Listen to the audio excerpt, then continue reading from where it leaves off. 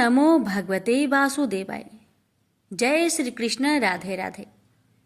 श्री हरि लक्ष्मी नारायण की कृपा आप सभी भक्तों पर सदा सर्वदा बनी रहे। आज की वीडियो में आप सभी श्रवण करेंगे ज्येष्ठ शुक्ल निर्जला एकादशी की व्रत कथा। प्रेम से बोलिए श्री हरि लक्ष्मी नारायण की जय। भीमसेन बोले कि हे पितामह, भ्राता युधिष्ठिर, माता कुंती, द्रौपदी, अर्जुन, नकुल और सहदेव आदि एकादशी के दिन व्रत करते हैं और मुझसे एकादशी के दिन अन्न खाने को मना करते हैं। मैं उनसे कहता हूँ कि भाई, मैं भक्ति पूर्वक भगवान की पूजा कर सकता हूँ और दान दे सकता हूँ, परंतु मैं एकादशी के दिन भूखा नहीं रह सकता हूँ।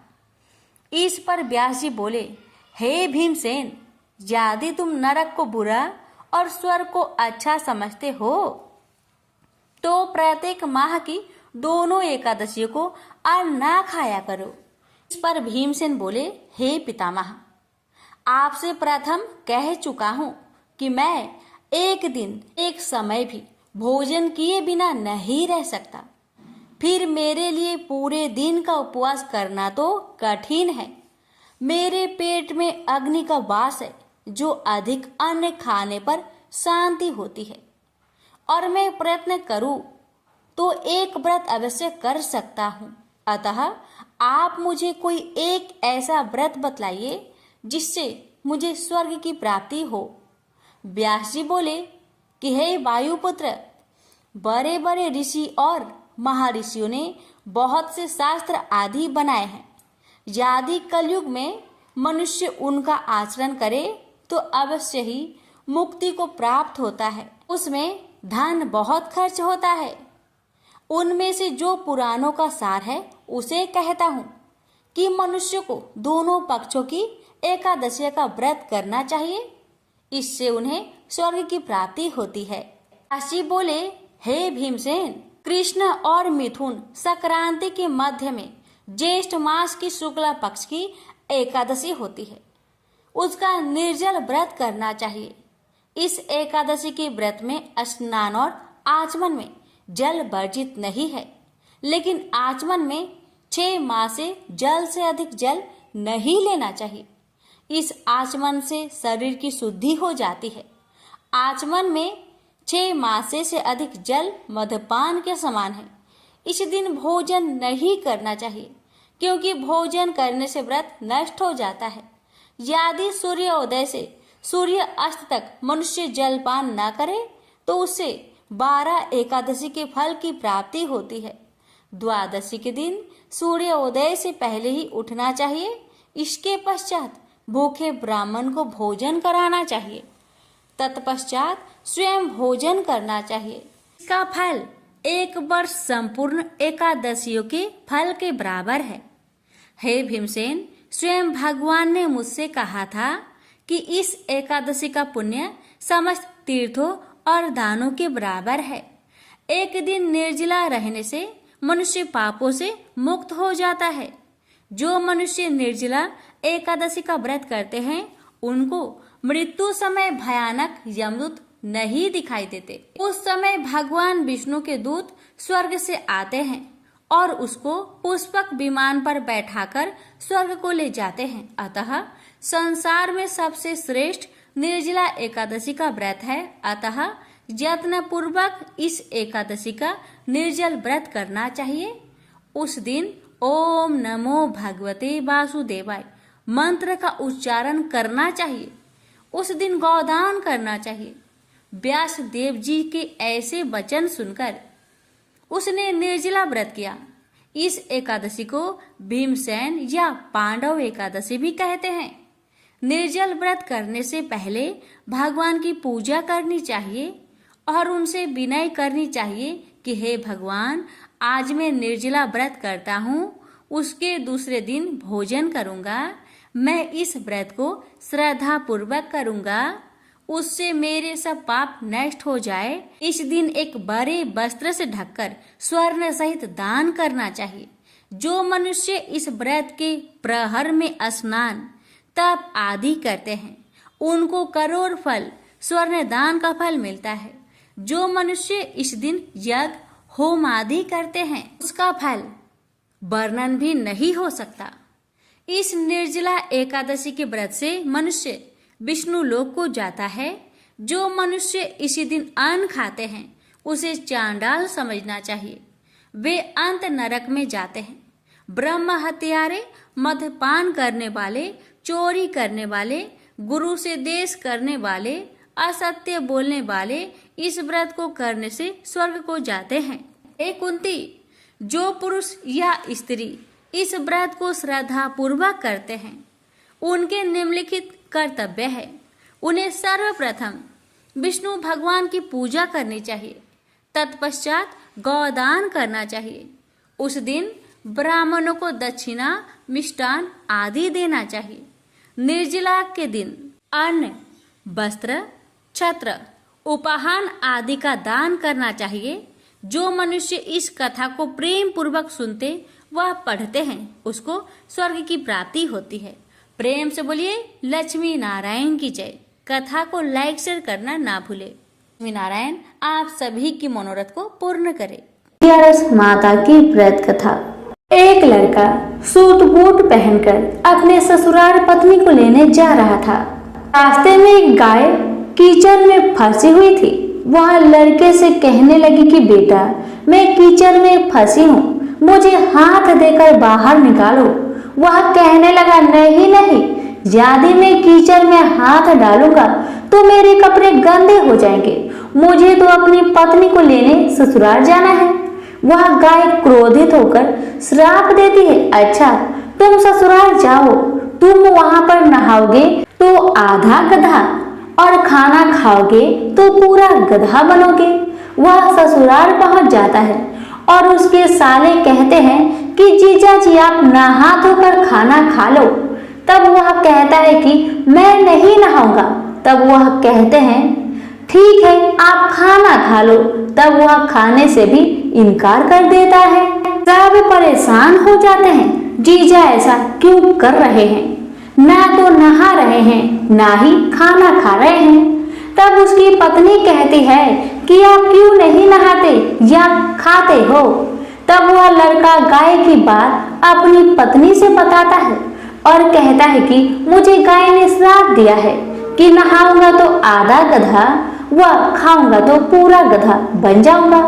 तब पत्नी कहती है कि कोई बात नहीं, आप नहा लीजिए व कुछ खा लीजिए, मैं वचन देती हूँ कि मैं आपका साथ दूंगी। तब वह लड़का अपनी पत्नी की बात सुनकर नहाने के लिए तैयार हो जाता है और खाने बैठता है तो पूरा गधा बन जाता है। सब उसको गधा समझकर भगाने लगते हैं तो पत्नी उनसे कहती है कि इसे मत मारो, ये मेरे पति हैं, इसे गाय का श्राप लग गया था इसलिए ये गधे बन गए हैं। आप मुझे इसके साथ ही विदा कीजिए। आप उसे उस गधे के साथ विदा कर देते हैं। वह गधे को लेकर एक जगह झाड़ के पीछे डेरा डालती है। दिन भर मेहनत मजदूरी करती है और 12 आना गधे पर खर्च करती है और 4 आने खुद पर खर्च करती है और बोझ गधे पर न डालकर खुद ढोती है। इस प्रकार वह रोज करती है तो रानी महलों की खिड़की में से रोज यह नजारा देखती है कि ऐसा इसे कौन सा दुख है, यह ऐसा क्यों करती है। एक दिन वह दासी को भेजकर उसे अपने महल में बुलाती है और पूछती है कि तुम ऐसा क्यों करती हो। तब वह कहती है तुम वचन भरोगी, तुम मेरी मदद करोगी तो मैं तुम्हें अपना दुख बताऊंगी। रानी वचन भरती है कि बहन मैं वचन भरती हूँ। तब वह सारी बात बताती है और कहती है इस प्रकार मेरे पति श्राप के वचन से गधा बन गए। तब रानी पूछती है कि इसका उपाय क्या है। तब वह बताती है यदि किसी ने 24 एकादशी करी होगी, वह संकल्प करके इसे 24 एकादशी दे दो, मेरे पति पहले की तरह ठीक हो जाएंगे। तब राज्य में ऐलान किया जाता है कि 24 एकादशी जिसने भी की हो वह राज दरबार में आए। तब एक बुढ़िया को लाया जाता है। जैसे बुढ़िया संकल्प करके एकादशी देती हुई नहाती है, उसके नहाने का पानी उस गधे पर गिरता है, वैसे वैसे वह गाय लड़के के रूप में आ जाता है। बुढ़िया लालच करके एक एकादशी व्रत रख लेती है तो उसका एक कान गधे का रह जाता है। सब कहते हैं ये क्या हुआ? तब बुढ़िया कहती है कि मैं भूखी प्यासी मरी सो, मेरे पास एक एकादशी तो रहने दो। तब सब कहते हैं नहीं, तुमने संकल्प किया है तो सारी एकादशी इस लड़के को दो, वरना यह पूरी तरह लड़का नहीं बन पाएगा। अब वह बुढ़िया सारी एकादशी उस लड़के को दे देती है और वह गधा पूरी तरह लड़का बन जाता है। राजा सारे राज्य में ऐलान करते हैं कि जिनके भी बन पड़े एकादशी करो, एकादशी जैसा दूसरा व्रत नहीं। प्रेम से बोलिए एकादशी माता की जय। एक बुढ़िया माई तुलसी जी को सींचती और कहती कि हे तुलसी माता, सत की दाता, मैं तेरा बिरला सींचती हूँ, मुझे बहू दे, पीताम्बर की धोती दे, मीठा मीठा घास दे, बैकुंठा में बास दे, चटक की चाल दे, पाटक की मौत दे, चंदन का काठ दे, रानी सा राज दे, दाल भात का भोजन दे, 11 की मौत दे, कृष्णा जी का कांधा दे। तब तुलसी माता यह सुनकर सूखने लगी तो भगवान ने पूछा कि हे तुलसी, तुम क्यों सूख रही हो? तुलसी माता ने कहा कि एक बुढ़िया रोज आती है और यही बात कह जाती है, मैं सब बात तो पूरा कर दूंगी, लेकिन कृष्ण का कंधा कहाँ से लाऊंगी? तो भगवान बोले, जब वो मरेगी तो मैं अपने आप ही कंधा देने आऊंगा, तू बुढ़िया माई से कह देना। जब बुढ़िया माई मर गई, सब लोग आ गए। जब माई को ले जाने लगे तो वह किसी से न उठी। तब भगवान एक 12 बरस के बालक का रूप धारण करके आए। बालक ने कहा, मैं कान में एक बात कहूँगा तो बुढ़िया माई उठ जाएगी। बालक ने कान में कहा, बुढ़िया माई मन की निकाल ले, पीताम्बर की धोती ले, मीठा मीठा ग्रास ले, बैकुंठा में बास ले, चटक की चाल ले, पाटक की मौत ले, कृष्ण जी का कांधा ले। यह सुनकर बुढ़िया माई हल्की हो गई। भगवान ने कंधा दिया और बुढ़िया माई को मुक्ति मिल गई। हे तुलसी माता, जैसे बुढ़िया माई को मुक्ति दी वैसे सबको देना। प्रेम से बोलिए तुलसी महारानी की जय। एक बार गणेश जी ने पृथ्वी के मनुष्य की परीक्षा लेने का विचार किया। वे अपना रूप बदलकर पृथ्वी पर भ्रमण करने लगे। उन्होंने एक बालक का रूप बना लिया। एक हाथ में एक चम्मच में दूध ले लिया और दूसरे हाथ में एक चुटकी चावल ले लिए और गली गली घूमने लगे। साथ ही साथ आवाज लगाते चल रहे थे, कोई मेरे लिए खीर बना दे, कोई मेरे लिए खीर बना दे। कोई भी उन पर ध्यान नहीं दे रहा था, बल्कि लोग उन पर हंस रहे थे। वे लगातार एक गांव के बाद दूसरे गांव इसी तरह चक्कर लगाते हुए पुकारते रहे, पर कोई खीर बनाने के लिए तैयार नहीं था।